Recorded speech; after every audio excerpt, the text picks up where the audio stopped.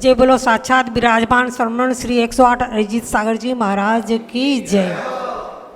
आचार्य मुनि के सुमिरन से मिटता मिथ्यात अंधेरा, हो बंधन गुरुवर मेरा, हो बंधन गुरुवर मेरा। आचार्य मुनि के सुमिरन से मिटता मिथ्यात अंधेरा, हो गुरुवर बंधन मेरा, हो गुरुवर बंधन मेरा। तुमरे चरण में देश देश के भक्त निरंतर आते, तुम्हारी अमृत वाणी सुनकर मंत्र मुग्ध हो जाते, हो मंत्र मुग्ध हो जाते। हो सौम्य छवि चारित्र मूर्ति विषयों से मन का फेरा, हो गुरुवर बंधन मेरा। इसके पश्चात हम सभी भक्तगण गुरुवर से विनम्र निवेदन करते हैं, कृपया अपने मंगल प्रवचन से हमें कृतार्थ करें, हमें धन्य करें। नमोस्तु गुरुदेव, नमोस्तु गुरुदेव, नमोस्तु। नमः सिद्धेभ्यः।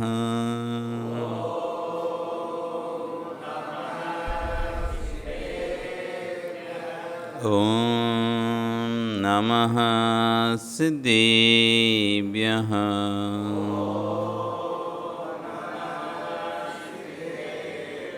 ओम नमः सिद्धेभ्यः।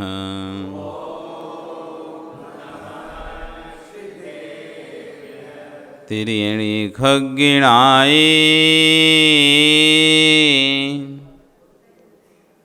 रुत्तारी मोहि सिर सिरेण बिहु, आईरी राऊ पसियो परवादिनियों अभिजी लोए। नमो अरिहंताणं, नमो सिद्धाणं, नमो आयरियाणं, नमो वज्रायणं, नमो लोए सव्यसा। बोले अनंत अनंत से परमेष्टि भगवानी की, आदि ब्रह्म आदिनाथ भगवानी की, वर्तमान शासनय महावीर भगवानी की, 1008 मूलनायक पार्श्वनाथ भगवानी की, आचार्य कुलभद्र स्वामी महाराज की, गणाचार्य आचार्य विराट सागर जी महाराज की, पट्टाचार्य आचार्य गुरु श्री विशुद्ध सागर जी महाराज की, अहिंसा में विश्व धर्म की।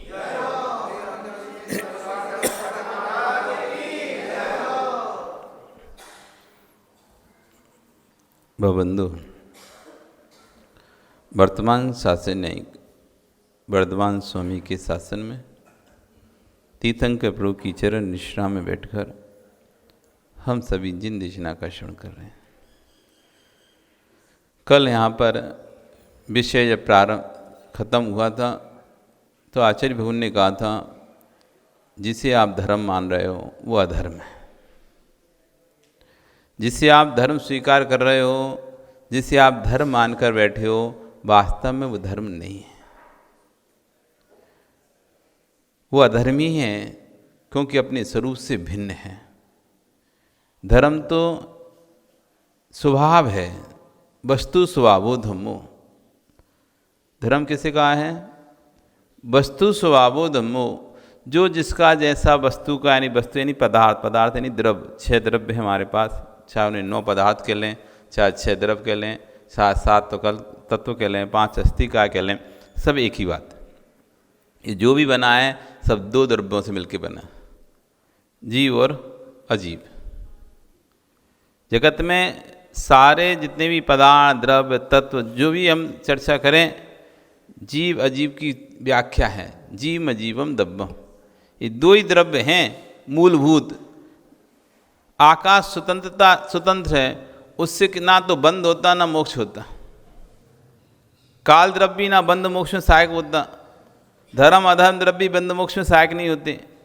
इनका ये सब उदासीन निमित्त हैं, ये किसी तरह से आत्मा को प्रभावित नहीं करते।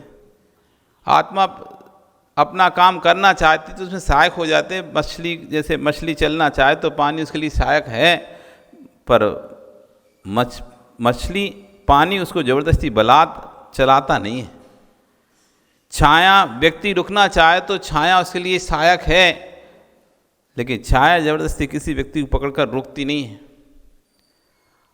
कोई बैठना चाहे तो स्थान उसके लिए सहायक है, ज़बरदस्ती किसी को बिठालता नहीं है, स्थान देता नहीं है। परिणमन चलता है व्यक्ति का, उसको कालद्रव्य बताता है, कालद्रव्य किसी का परिणमन करता नहीं है। कैलेंडर के बदलने से तुम्हारी आयु बढ़ रही है। तुम 30 साल के हो तो 30 साल कैलेंडर के 30 कैलेंडर निकल गए, इसलिए तुम 30 साल के हो गए क्या?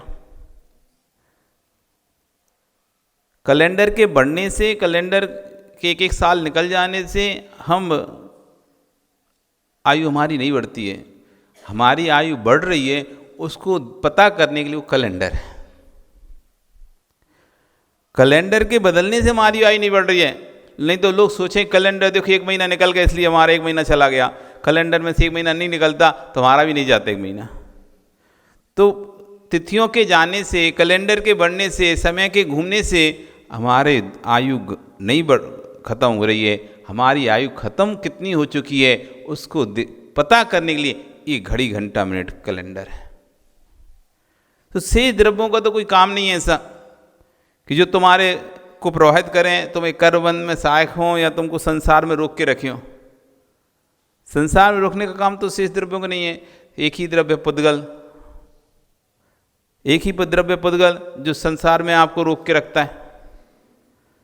जीव द्रव्य को संसार में रोकने के यदि कोई हेतु है, उसका नाम है पुद्गल, कर्म। धर्म द्रव्य कभी संसार में आपको रोकेगा नहीं, अधर्म द्रव्य रोकेगा नहीं। आकाश काल कोई भी द्रव्य ऐसा नहीं कहेगा पहले मुझसे छुटकारा पाओ तब जाके सिद्ध बनोगे। सिर्फ एक पुद्गल द्रव्य ऐसा है जिससे छुटकारा पाना होता है, या जिसको उन कर्मों को छुड़ाने का हमें प्रयास पुरुषार्थ करना पड़ता है।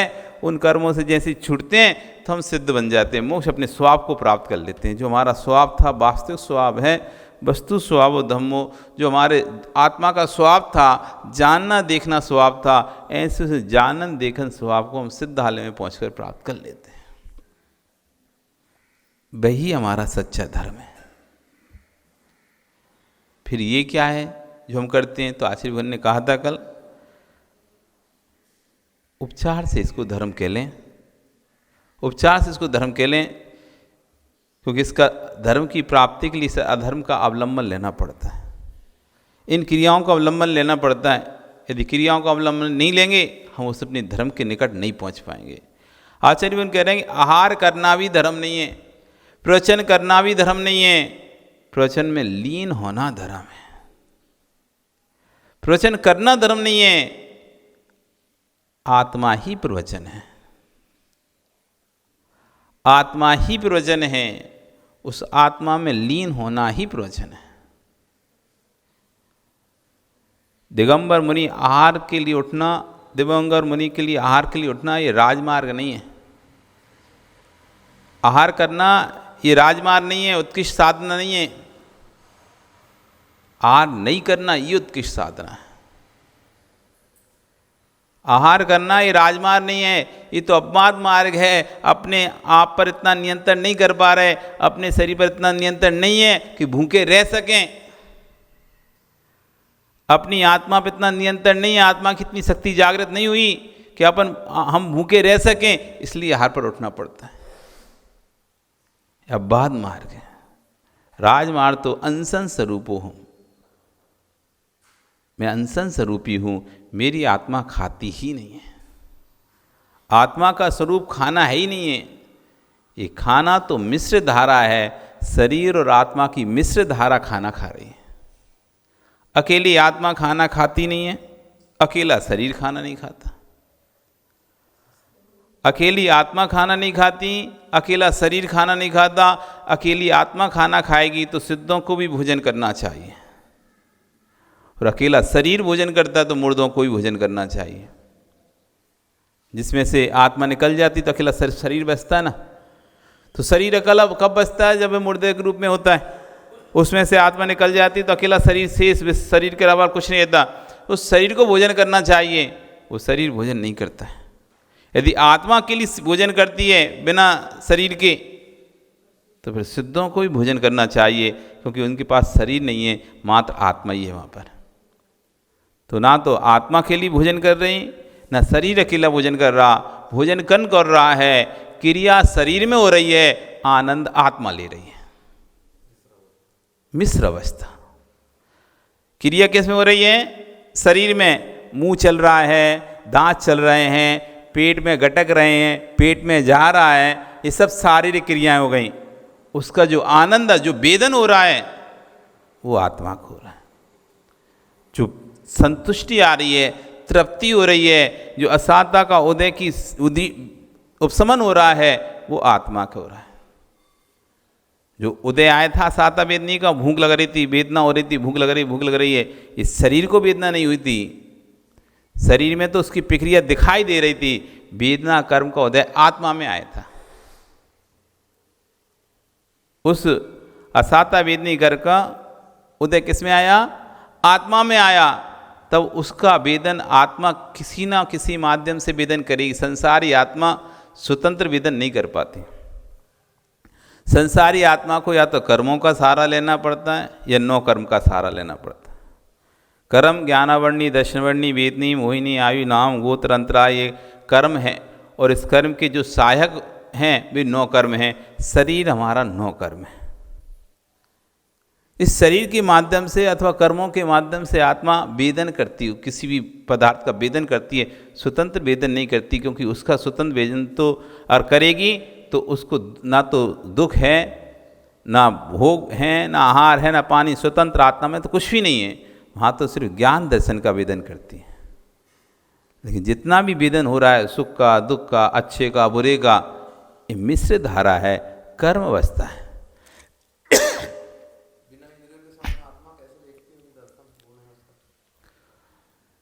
आत्मा देखती ही नहीं है। दर्शन देखने का काम इंद्रियों का है, आत्मा तो अनुभवन करती है। आत्मा देखती नहीं है, आत्मा में दिखता है। भगवान देखते नहीं है, केवली भगवान देखते नहीं है, केवली भगवान जानते नहीं है, केवली भगवान के ज्ञान में दिखता है, जनता है। दर्पण किसी को देखता नहीं है, दर्पण किसी को देखता नहीं है, लेकिन जो भी दर्पण में आता है वो सब दर्पण में दिखता है। ऐसी जो आत्मा है, जो शुद्ध आत्मा है, वो किसी को देखती नहीं है। अशुद्ध आत्मा इंद्रियों के माध्यम से देखती है। अशुद्ध आत्मा इंद्रियों के माध्यम से देखती है। अब कोई कहे जिसकी आंख नहीं है वो आत्मा कैसे देखेगी? प्रश्न तो तुम्हारे बहुत सारे हो सकते हैं।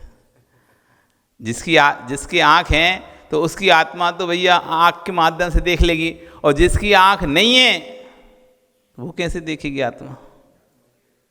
बताओ सुरेंद्र जी, कैसे देखेगी? क्या ज्ञान से? मन ही नहीं है। जब आंख नहीं तो मन कहां से होगा? 4 इंद्रिय स्पर्शन, रसना, घ्राण, चक्षु, 4 इंद्रिय से आंख आती है। 3 इंद्रिय तक के जीवों की आंख नहीं होती, और 1 से लेके असंगी पंचेंद्रिय के मन नहीं होता। तो फिर कैसे देखेगी? देखना का अर्थ सिर्फ वस्तु को आंखों से देखने को मात्र देखना नहीं कहा जाता। 5 इंद्रियों से जो जो अनुभवन होता है वो देखना ही है।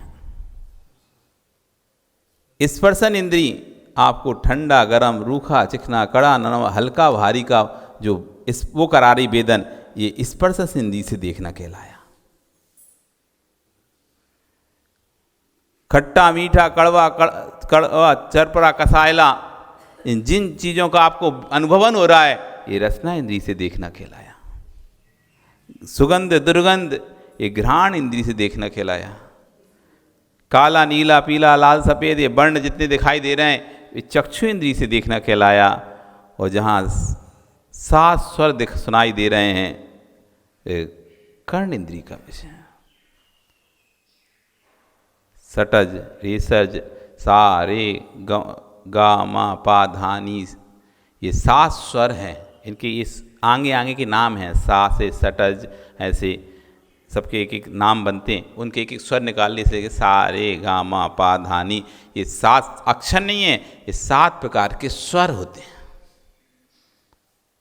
7 प्रकार के स्वर होते हैं। जितना भी शब्द निकलते हैं, इन 7 प्रकार के स्वरों में, जैसे कहते हैं ना, सूत्र हैं एक तरह के से, 7 सूत्र हैं। जो भी शब्द निकलेगा इन 7 में से किसी ना किसी में सेट हो जाएगा। तो ये कर्ण इंद्रिय से हमने देखा है। तो 5 इंद्रियों से देखा जाता है। देखने का अर्थ है उस वस्तु के विषय में जानना। देखने का अर्थ है उस वस्तु के विषय में जानना। भगवान कैसे जानते होंगे, शुद्ध आत्मा कैसे जानती होगी? जब इंद्रियां नहीं होती होंगी तो कैसे जानती होगी? तो इंद्रियां नहीं है तो आत्मा देखती ही नहीं है, आत्मा में दिखता है। देखने का काम तो संसारी जीव का है। देखने का काम तो संसारी जीव का है, क्योंकि उसके पास इंद्रियां हैं। मुक्त आत्मा के पास इंद्रियां नहीं है, वो देखती नहीं है। उसके ज्ञान में सब दिखता है, सब जनता है। दर्पणवत, जैसे दर्पण में सब दिखता है, पर दर्पण किसी को देखता नहीं है। आज तक दर्पण ने किसी को देखा ही नहीं है। दर्पण में दिखा है, जो भी वस्तु सामने आती है वो दिखता है। अंशन स्वरूपो हम, आत्मा का शुद्ध स्वरूप तो अंशन स्वरूपी है। आत्मा भोजन करती ही नहीं है। ये भोजन जो करा जा रहा है वो मिश्र अवस्था है, अपवाद मार्ग है। जब आहार लेना अपवाद मार्ग है, तब ज्ञानी समितियों से शून्य होकर जीना, व्रतों से शून्य होकर जीना, ये अपवाद मार्ग ही नहीं अपितु महाशितलाचार है। अनशन स्वरूपों हम, क्या करूं? आचार्य कह रहे हैं, लोग पचा नहीं पाते तो सत्य को सुन भी नहीं पाते। लोग पचा नहीं पाते हैं तो सत्य को सुन भी नहीं पाते हैं। एक बार एक ग्वाले ने क्या किया, दीपावली का आ रही ना, दीपावली का समय था। दीपावली के दिन उसने क्या किया, सोचा राजू रोज़ दूध देता हूँ मैं झांझरी किया, पर रोज़ वो पानी मिला के लाता था, आधा पानी आधा दूध देता था। उसने सोचा दीपावली का समय चल रहा है तो क्यों ना, सेठ जी इतना पूरे इतने वर्षों से ले रहे हैं तो दीपावली का समय है तो इस दिन तो कम से इनको अच्छा वाला दूध देता। हर बार ख़राब दूध देता हूँ, मतलब मिलावट का दूध देता हूँ, आज अच्छा दूध दे देता हूँ। और उसने बिना पानी मिलाए राजू घर में दूध दे दिया। अब राजू की देवी, वो तो जितना मिलाती थी 1 गिलास उससे मिलाया होता नहीं, क्योंकि कितना भी दूध पानी वाला आ जाए लेकिन आप फिर भी पानी मिलाते हैं। भले धोके थोड़ा सा मिलाओ, 1 कटोरी मिलाओ, लेकिन मिलाओगे जरूर आदत में। चाहे वो कैन धोके डालो और ऊपर से पानी डालो नहीं डालो, जिस कैन में दूध आया है उसे तो धोके डालोगे। क्यों? इसका दूध फेंके ना। किस लिए? उद्देश्य क्या रहेगा? ज़्यादा पानी मिलाने का उद्देश्य नहीं रहेगा आपका, लेकिन किस लिए मिलाओगे? उस दूध में थोड़ा तो दूध कैन में तो दूध लगा ही होगा ना थोड़ा बहुत, तो इसको निकाल लो। कैसे निकाल लो? पानी डाल के। कैन भी साफ हो जाएगी और उसमें जितना दूध लगा है वो भी निकल गया। तो डाल ही लेते हो थोड़ा, अब थोड़ा ही डाला पानी। दूध तो पहले आधा पानी आधा दूध आता था, तो थोड़ा पानी डालते तो पतला ही रहता था, कोई दिक्कत नहीं थी। आज दूध एकदम गाढ़ा था और देवी ने उतनी पानी डाला जितना रोज डालती थी, और अपने तुमको दे दिया। अब राजू ने जैसे दूध पिया, रियांश ने दूध पिया, सबको पेट दर्द करने लगा। अब गाढ़ा दूध तो दूध है, दूध तो जितना प्योर होगा उसको पचाने के लिए उतनी शक्ति चाहिए। हर कोई दूध को नहीं पचा पाता, शुद्ध दूध को हर कोई नहीं पचा पाता। दूध पचाने के लिए ताकत चाहिए, लीवर मजबूत होना चाहिए। नहीं तो उल्टी होने लगेगी, नहीं तो पेट दर्द होने लगेगा, या पेट में गठाने पड़ जाएंगे, गट्टा पड़ जाएंगे। अब पी लिया, दर्द करने लगा, अब तो ये कहने लगे ग्वाले को गाली दे रहे हैं, कैसा दूध दे के गया आज, कैसा दूध दे के गया, रोज अच्छा दे के जाता था, आज त्योहार के दिन ऐसा खराब दूध दे के गया देखो। अब गलती दूध की थी या उन अपने शरीर की थी। अब शरीर शुद्ध दूध पचाने के योग बचा नहीं है, इसलिए ग्वाला जब अगले दिन आया तो भड़बड़ा उठे कि क्या बात है, तुम्हें त्योहार के दिन ऐसा दूध दिया खराब, सबकी देखो तबीयत खराब हो गई। तो ग्वाला से ठोकता है, भैया वो पतला ही दूध पीने की आदत पड़ गई है, इन्हें यदि अब गाढ़ा दूध देंगे तो उल्टा ही अपने ही 12 बजेंगे, अपने ही बाजे बजेंगे। इसलिए उसने कहा सेठ जी गलती हो गई, आज से दूध एकदम सही आएगा, कभी शिकायत नहीं आएगी। तो आचार्यगण यही कह रहे हैं कि लोगों को शुद्ध सत्य बात सुनने की आदत नहीं रही है, पचा नहीं पाते लोग, सत्य पचा नहीं पाते। इसलिए कह रहे हैं आचार्यगण आप बिल्कुल भयभीत मत हो, आप जो चाहते हैं वह भी कह देंगे, लेकिन जिसे आप नहीं जानते पहले उसे जान लो। आहार लेना भी धर्म नहीं है, ये मेरी आत्मा तो आहार लेती ही नहीं है, ये तो कर्म की उदीर्णा है, असाता का प्रेरित हुआ परिणाम है। असाता कर्म ना होता तो भगवान आत्मा आहार लेती ही क्यों। हे असाता कर्म, आहार छोड़ो, आहार लेने वाले को ही छोड़ देता हूँ। अग्नि कभी पिटती ही नहीं है, पर अग्नि को भी पिटना पड़ता है। जब वे कुधातु के संयोग में आ जाती है, लोहे के संयोग में अग्नि आती है, सोने के संयोग में अग्नि आती है, तो अग्नि को भी पिटना पड़ता है। वैसे अग्नि को कोई नहीं पीट सकता, वैसे अग्नि को कोई नहीं पीट सकता। अपने स्वरूप में अग्नि रहे तो कोई पिट ही नहीं सकती। अग्नि तब जब भी पिटेगी दूसरे का संयोग लेगी तो ही पिटेगी। वो गर्म हो जाता है, लाल हो जाता है, अग्नि इसमें प्रवेश कर जाती है, तो फिर उस पर हथौड़े पड़ते हैं अग्नि पे। बाकी ऐसी ज्योति भी हथौड़ा दे के देखा तो ऐसी शुद्ध आग पे ऐसे हथौड़ा मार के दिखाओ, क्या उस पर मार पाओगे। लेकिन वही अग्नि जब कुधातु के संयोग में आ जाती है, वो देखो फिर बंजारों को कैसे बड़े बड़े हथौड़े फिर उसको गर्म करके सरिया को कुछ भी बनाते हैं, चाकू बनाते हैं, छुरी बनाते हैं, हंसिया बनाते हैं, अनेक प्रकार के औजार उपकरण बनाते हैं। तो उस गर्म लोहे को ही तो पीटते हैं, उस गर्म लोहे को ही तो पीट कर औजार बनाते हैं। तो कह रहे अग्नि कभी पिटती नहीं है, पर अग्नि को भी पिटना पड़ता है। कुधातु के संसर्ग में आई अग्नि भी पिट जाती है, लोहे के संयोग में अग्नि को पिटना पड़ता है, जबकि वेदों में अग्नि को देव कहा है। हे भगवान आत्मा, दुष्कर्मों के संयोग में तुझे भी संसार में पिटना पड़ रहा है। जैसे अग्नि को कुधातु का संयोग आने पर, जबकि उसको देव संज्ञा दी गई है, अग्नि देवाय नमः, सब जगह अग्नि की पूजा होती है, देव स्वीकार किया जाता है। अन्य दर्शनों में, वेदों में, हमारे यहाँ तो बेंतर नाम का देव है अग्नि, भवनवासी नाम का देव है अग्नि, अग्नि कुमार भवनवासी नाम का एक देव है। बाकी हमारे यहाँ पूजने नहीं है, पूजने वाला देव नहीं कि हम अग्नि की पूजा करें। हाँ, पर अग्नि नाम का देव हमारे यहाँ स्वीकार है, जिसका नाम अग्नि है, अग्नि कुमार, वही नहीं अग्नि कुमार देव। भवनवासी देवों में 10 प्रकार के भेद होते हैं, उसमें एक भेद है अग्नि कुमार।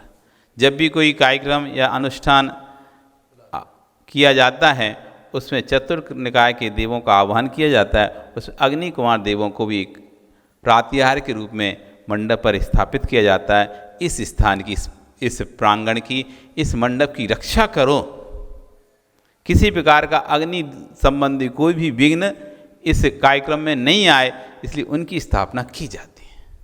वायु कुमार भी देव होता है, जल कुमार भी देव होता है, उदधि देव जिसे कहते हैं, इन सब की स्थापना की जाती है। लेकिन हमारे यहाँ अष्टदप से पूजनीय नहीं है, सिर्फ ये हमारे लिए धर्म की रक्षार्थ में सहयोग करते हैं, धर्म प्रावना में सहयोग करते हैं, इसलिए हम उनका सम्मान पूर्वक उनका आदर करते हैं। इतना ही बस हमारे यहाँ देवों का व्यवस्था है, चाहे वो धर्मेंद्र हों, चाहे पद्मावती हों, ये सब हमारे जिन धर्म की प्रावना में सहयोगी बनते हैं, सहयोगी होने के कारण से उनका आदर सत्कार है, लेकिन अष्टदश से पूजनीय तो देवादिदेव ही हैं। पूजा तो देवादिदेव की ही होगी, चतुर्निकाय के देवों की पूजा नहीं होती है। सम्मान सबका होता है। सम्मान जैसे आप अपने घरों में करते हैं ना, अपने रिश्तेदारों का करते हैं, साधर्मियों का सम्मान करते हैं, ऐसे सम्मान सबका होना चाहिए, लेकिन पूजा सिर्फ भगवान की ही होना चाहिए। दीपावली आ रही है, दीपावली आ रही है, आप किसी फोटो को लगा के पूछते हैं, किसी वस्तु को रख के पूछते हैं, धन को रख से पूछते हैं, ये मिथ्यात्व है। आप किसी स्त्री की फोटो लगाकर उसकी पूजा कर रहे हो, धन पैसे को रखकर उसकी पूजा कर रहे हो, ये लक्ष्मी पूजा नहीं है। लक्ष्मी पूजा का अर्थ है केवल ज्ञान लक्ष्मी।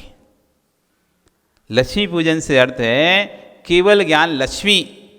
हम केवल ज्ञान लक्ष्मी की पूजा करेंगे, अर्थात केवल ज्ञान की पूजा करेंगे। केवल ज्ञान अर्थात जिसके अंदर में उस दिन केवल ज्ञान प्रकट हुआ था, ऐसे उस व्यक्ति की पूजा करेंगे, अर्थात गौतम गणधर की पूजा करेंगे। गौतम गणधर की पूजा करना अर्थात केवल ज्ञान लक्ष्मी की पूजा करना, क्योंकि केवल ज्ञान किसी ना किसी आत्मा में रहेगा। ज्ञान बिना आधार के तो रहता नहीं है, कोई ना कोई आधार चाहिए ज्ञान में, तो किसी ना किसी आत्मा में ज्ञान रहेगा। तो कौन सी आत्मा में उस दिन केवल ज्ञान था? तो गौतम गणधर स्वामी की आत्मा में उस दिन केवल ज्ञान प्रकट हुआ था सायंकालीन समय में। इसलिए हम गौतम गणधर की केवल ज्ञान लक्ष्मी की पूजा करते हैं, ना कि जगत में कोई स्त्री रूपी लक्ष्मी की पूजा करते हैं। हमारे यहाँ देवियों की देवताओं की पूजा नहीं है, हमारे यहाँ किसी देवी देवता की पूजा नहीं है। हमारे यहाँ मात्र बीतरागी दिगंबर प्रभु दिगंबर गुरुओं की ही पूजा है, इसके अलावा किसी की पूजा नहीं है। सम्मान सबका है पर अपमान किसी का नहीं है।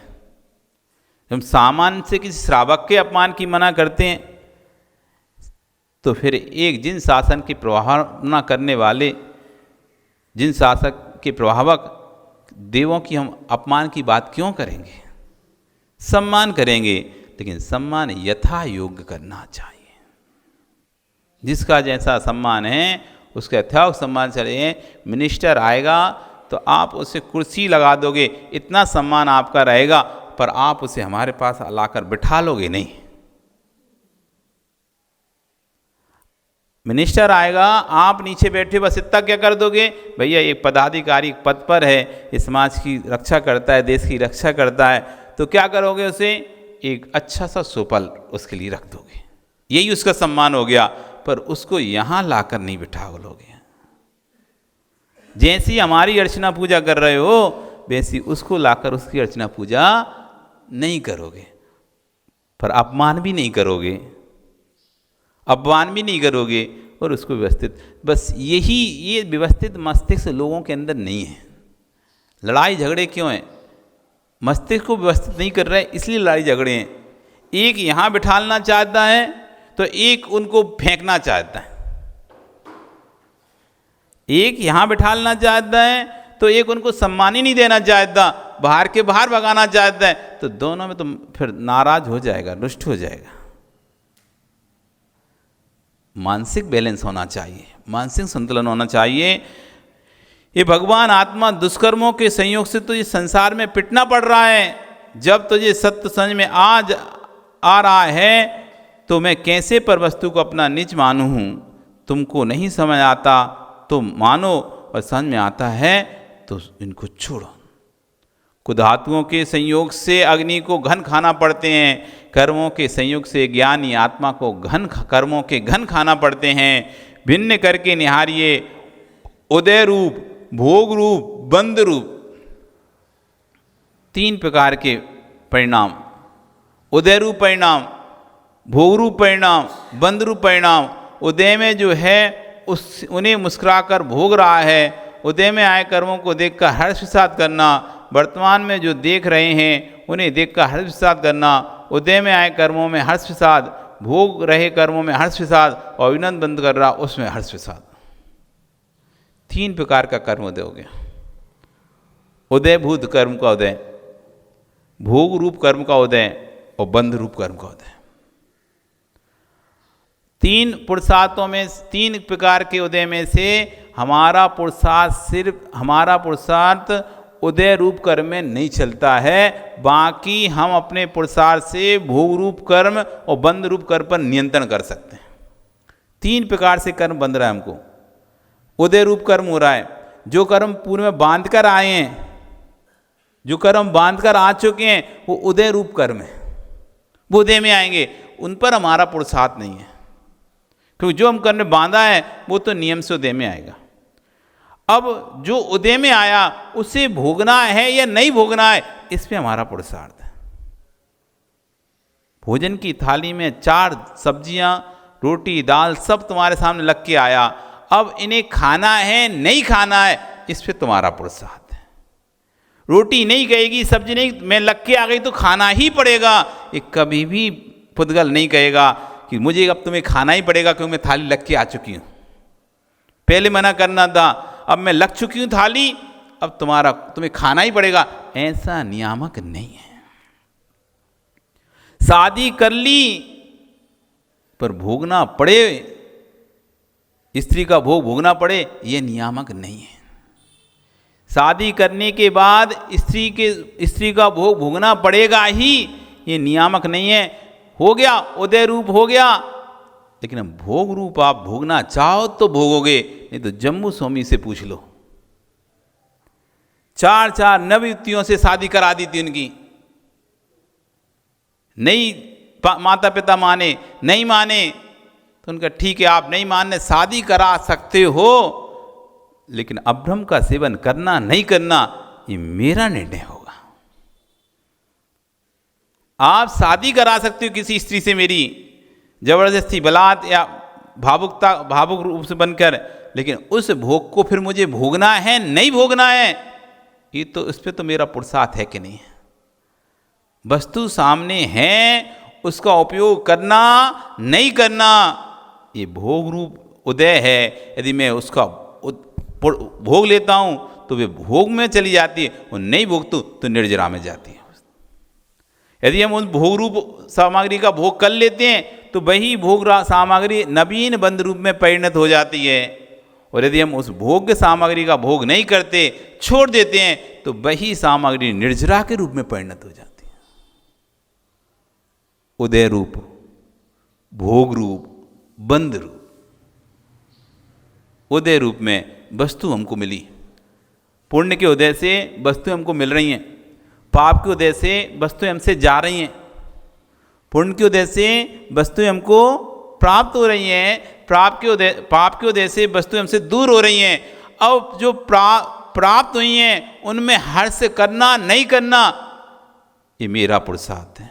जो जा चुकी हैं उनमें विषाद करना नहीं करना, ये मेरा पुरुषार्थ है। यदि मैं प्राप्त वस्तुओं में हर्ष नहीं करता, सामान रहता हूँ, तो बंध रूप कर्म मुझे नहीं बंधेगा, और उनमें हर्ष करता हूँ तो नवीन कर्म फिर से बंधेगा। गई हुई वस्तु में विषाद नहीं करता तो कोई कर्म का बंध नहीं, और यदि मैं विषाद करना प्रारंभ करता तो बंध रूप कर्म फिर से आ जाएगा। एक ही कर्म उदय रूप, भोग रूप, बंध रूप।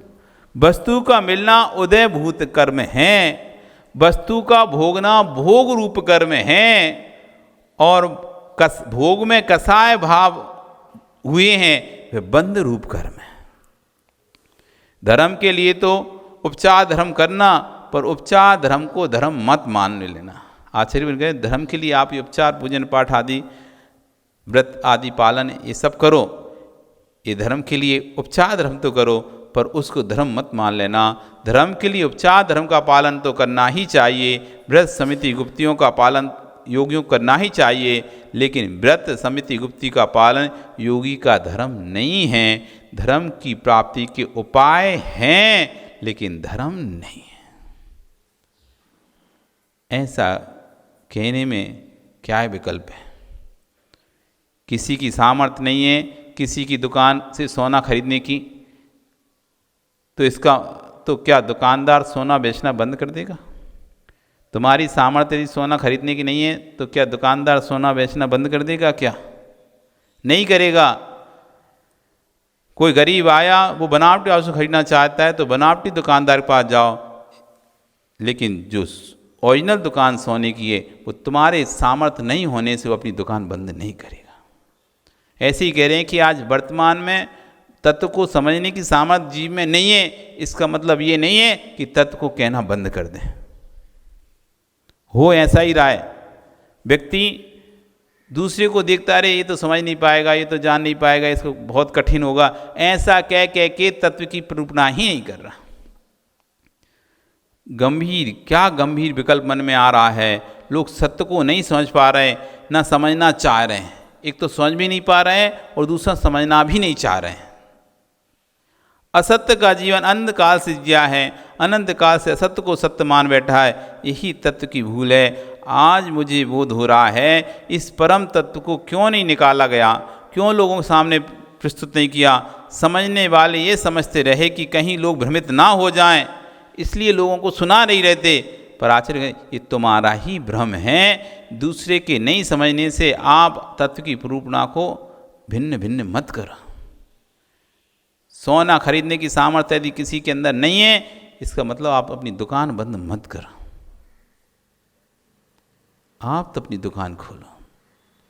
तत्व को समझने की सामर्थ्य खत्म हो गई है, नहीं समझ पा रहे, इसका मतलब ये नहीं कि तत्व की निरूपणा भी बंद कर दी जाए। लोग इसी को धर्म मान बैठे, अब इसको कोई धर्म ना कहे तो लोग को दिमाग ठनक जाएंगे, क्या बात कर रहे हैं। तो आचार्य लोगों के दिमाग को ठनकने से आप तत्व की निरूपणा करना बंद मत कर देना, आप तत्व की व्यवस्थित निरूपणा करो। दूध में घृत है, यदि कहीं आपको डर लगता है और गोपिका उसमें जामन ना डाले तो दही कैसे बने। दही को ना मथे तो मक्खन कैसे निकले, मक्खन को बिना तपाए घृत कैसे बने। दूध में तो घी है, लेकिन प्रक्रिया आपको डर लगता है, पता नहीं क्या होगा क्या होगा। यदि ऐसे ही डरते रहोगे तो कभी दूध से घी निकाल ही नहीं पाओगे, कभी दूध से घी नहीं निकाल पाओगे। वंदना कसाई करता है, अकसाई वंदना करता ही नहीं है। कसाई ही वंदना करता है, अकसाई जी वंदना करता ही नहीं है। जो तीव्र कसाय में है वंदना का भाव और तीव्र कसाय में वंदना का भाव आता नहीं है। कसाय के मंद हृदय में जीव को परमेष्टि दिखते हैं, कसाय के तीव्र हृदय जीव को 5 पाप दिखते हैं, और दोनों अभिष्ट हैं। 5 अभिष्ट न होते तो पंचपरातानादि काल से चल रहा है, इससे भयभीत क्यों नहीं हुआ आज तक। आपको दोनों ही चीज़ अभिष्ट हैं, 5 पाप भी अभिष्ट हैं और पंच परमेष्टि भी अभिष्ट हैं। तुम 5 पाप भी करना चाहते हो, वो पंच परमेष्टि का आराधना भी करना चाहते हो। यदि अभिष्ट नहीं होते तो ये संसार चल कैसे रहा है आपका। यदि 5 पाप आपको इष्ट नहीं होते, 5 पाप करने में आपको अच्छा नहीं लगता, तो ये संसार आपका चल ही नहीं सकता था। ये संसार चल रहा है, इसका मतलब ही है कि हमको 5 पापों में आनंद आता है। कोई वैसे आपसे पूछे आपको 5 पाप में आनंद आता है, तो आप मना कर दोगे, नहीं महाराज जी, कौन को पाप में आनंद आएगा। सब पाप छोड़ना चाहते हैं, लेकिन आचार्य भगवान यहाँ पर कह रहे हैं इस संसार में तुम बैठे हो, इसका मतलब ही है कि 5 पाप में आनंद आपको आता है। यदि आता नहीं होता आनंद तो इस संसार में आप रह ही नहीं सकते थे। गृहस्थी में रह रहे हो, गृहस्थ जीवन जी रहे हो, उसी को छोड़ नहीं पा रहे हो, इसका मतलब है कि आपको 5 पाप में अच्छा आनंद आ रहा है। क्योंकि जब तक व्यक्ति को आनंद आता है वस्तु छोड़ता नहीं है। जब तक व्यक्ति को आनंद आता है वस्तु छोड़ता नहीं है, और आनंद आना जिस दिन खत्म हो जाता है उस दिन वस्तु को छोड़ देता है। भोजन करते हो, जब तक भोजन में आनंद आता है ना पदार्थ में, तब तक तुम खाते हो। जब आनंद आना बंद होता है तो भरी थालियाँ से छोड़ देते हो। पेट भर जाता है, सुहाता नहीं, अब आनंद नहीं आ रहा तो पूरी थाली भरी भी छोड़ देते हो। कितना भी अच्छा मिष्ट पकवान भी क्यों ना हो, कितना भी अच्छी सामग्री क्यों ना हो, लेकिन जब आपको आनंद आना बंद हो जाता है तो आप उस वस्तु को साइड कर देते हैं, सरका देते हैं।